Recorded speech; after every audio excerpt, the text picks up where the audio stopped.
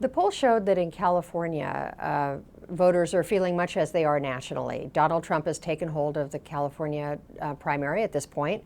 More than half of the Republican primary voters who've selected a preferred candidate, have decided that either Donald Trump or Ben Carson are their preferred candidates. We have a 20% undecided in the Republican primary. Trump had 24% of the vote.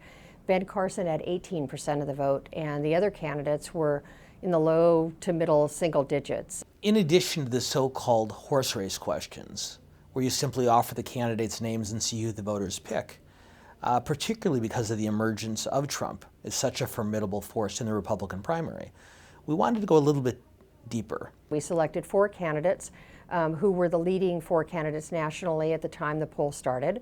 And what that showed is that against the wishes of the Republican establishment, Trump doesn't lose much when that happens. He went up a couple points to 27. Ben Carson went up more, but he was narrowly behind Trump. And Bush and Rubio, Marco Rubio, the Florida senator, and Jeb Bush, the former governor of Florida, were in the low teens at 13 and 11%. And then really to test Trump's strength, we matched him up not against 17 candidates, not against 4 candidates, but against one other candidate. And we said if you had to choose between Donald Trump and Jeb Bush, or if you had to choose between Donald Trump and Ben Carson, who would you choose?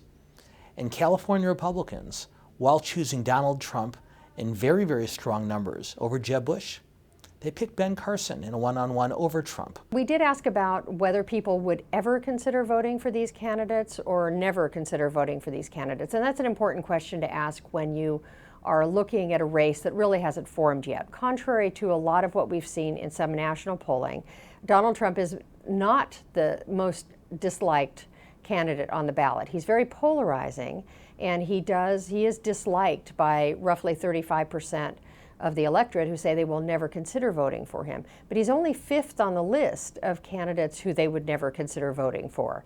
There's a lot of voters who say they would never vote for Jeb Bush. And most interestingly, Rand Paul, who not too long ago, the senator from Kentucky, was considered to be a real contender for the Republican Party nomination. There's a larger number of Republican voters in California who would never consider voting for Senator Paul than any of the other well-known candidates.